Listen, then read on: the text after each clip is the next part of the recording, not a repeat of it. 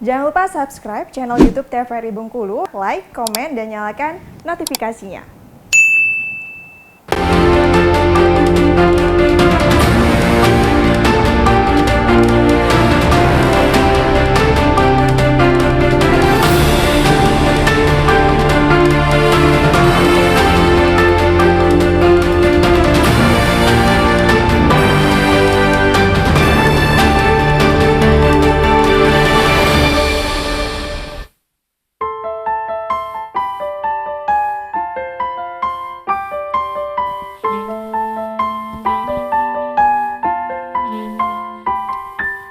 Takkan selamanya tanganku mendekatmu, takkan selamanya raga ini menjagamu seperti alunan detak jantungku.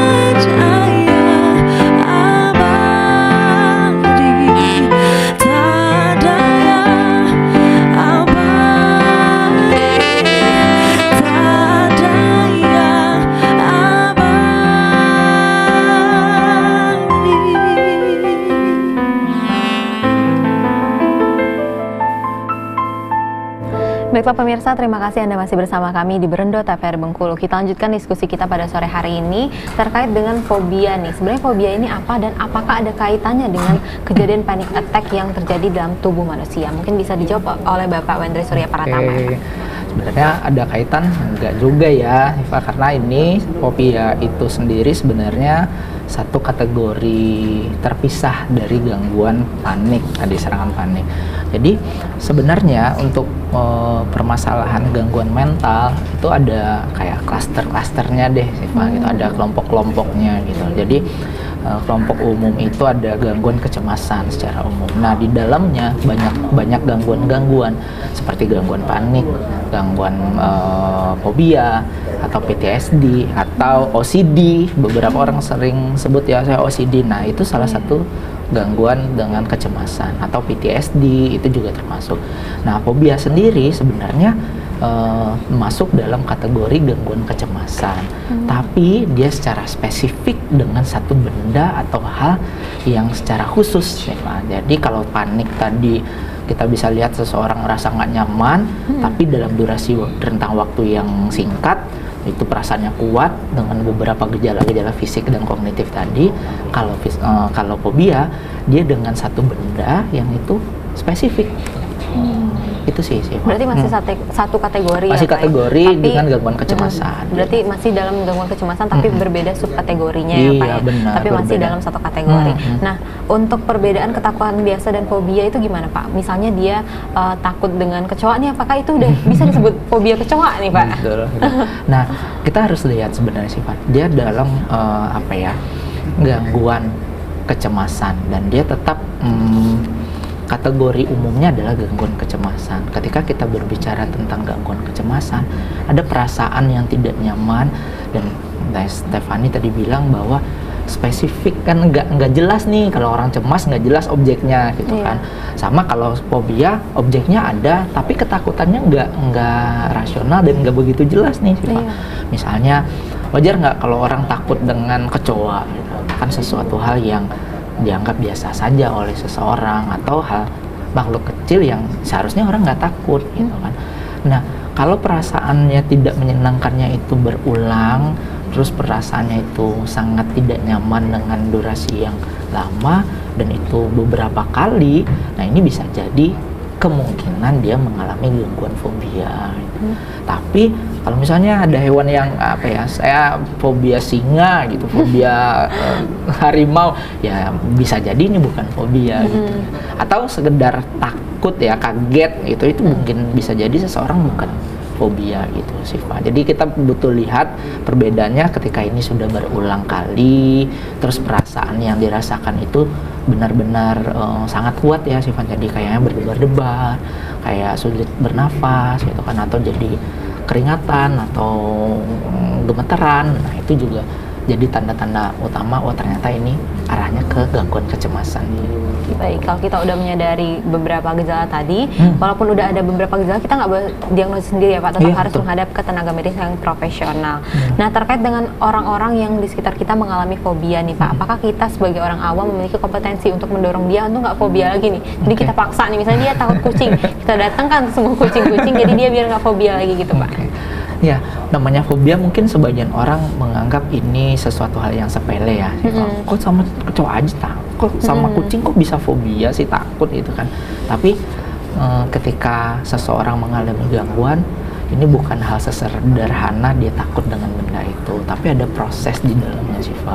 Bisa jadi tadi yang kayak saya bilang, kalau ada pengalaman yang tidak menyenangkan, lalu merubah cara dia berpikir, cara dia merasakan sesuatu. Nah, akhirnya perilakunya ketika ketemu kucing jadi takut, lari gitu.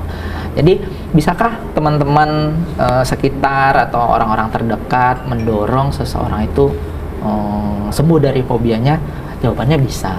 Karena orang-orang terdekat itu yang bantu dan sering lihat kondisi ketidaknyamanan si ini, tapi caranya juga harus tepat sih, Nggak gitu. memaksa ya, Iya, jangan sebetulnya. dipaksain terus dibawain kucing banyak-banyak terus jadi ya. Memang salah satu teknik ada yang seperti itu, tapi kita harus lihat tadi cara berpikirnya seseorang yang fobia juga bisa. Misalnya saya takut kucing, ya Syifa juga takut kucing, cara penanganannya bisa jadi berbeda. Iya, berarti yang harus di-highlight nih pemirsa, nggak boleh dianggap sepele nih. Betul. Walaupun orang itu takut cuma dengan kucing yang mungkin kita sendiri menganggapnya lucu, tapi orang takut nih, kita bingung, tapi nggak boleh juga kita sepelekan. Nah, mungkin kita akan lanjutkan kepada Ibu Stefani ya Bu, terkait dengan fobia. Sebenarnya fobia ini disebabkan oleh apa sih Bu? Apa yang bisa menyebabkan terjadinya fobia oleh seseorang? Oke, ya tadi ya mungkin sudah disampaikan sedikit oleh Pak Surya gitu, pengalaman yang tidak menyenangkan gitu ya, Iya. gitu ya, pengalaman yang tidak menyenangkan. Katakanlah contoh tadi fobia kucing atau Hal-hal yang aneh, hal-hal ya bara gitu, kan, atau iya. gitu. warna Mungkin gitu. ya mungkin dia pernah punya pengalaman nggak menyenangkan nih gitu soal itu. Dan itu tadi berlangsung mungkin beberapa kali Iya, ya dengan emosi yang Intensitas yang intens sering, ya. seperti itu. Nah, ini juga mungkin sedikit nih karena kita tadi membahas soal panic attack gitu ya. Nah, mungkin Pak Surya nanti bisa menambahkan gitu.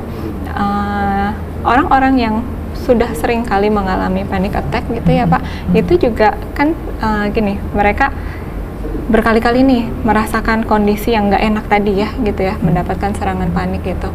Itu bisa akhirnya membuat mereka juga fobia ya Pak, Iya, betul. gitu.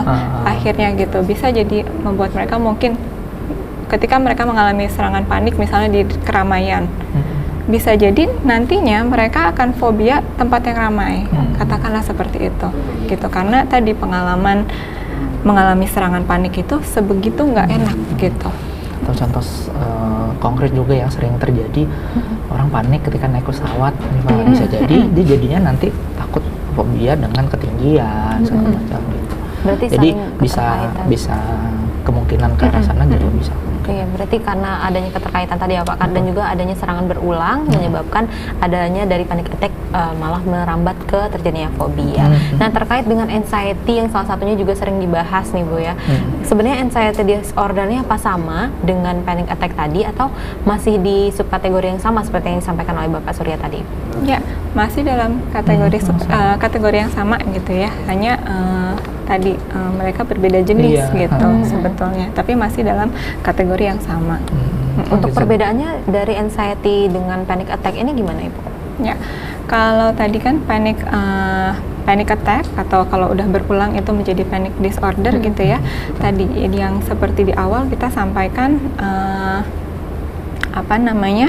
objeknya atau penyebabnya apa dia tiba-tiba dapat serangan panik itu kan nggak jelas ya Iya. gitu. Sementara kalau tadi anxiety disorder gitu, itu tanda kutip lebih ada ya gitu ya, lebih jelas gitu untuk objeknya seperti Objeknya itu. lebih jelas ya Bu ya. Berarti objek yang dituju itu lebih jelas pada anxiety daripada panic attack pemirsa. Nah, terkait dengan kejadian di sekolah ini ada bullying nih Bu. Biasanya anak-anak sekolah ini masih marak banget, khususnya anak SD, SMP, SMA itu masih banyak banget yang mengalami kejadian gak enak yaitu bullying. Nah, sebenarnya bullying ini apakah ada kaitannya sih dengan panic attack dan juga kejadian-kejadian lain yang masih subkategori dengan panic attack ini Bu?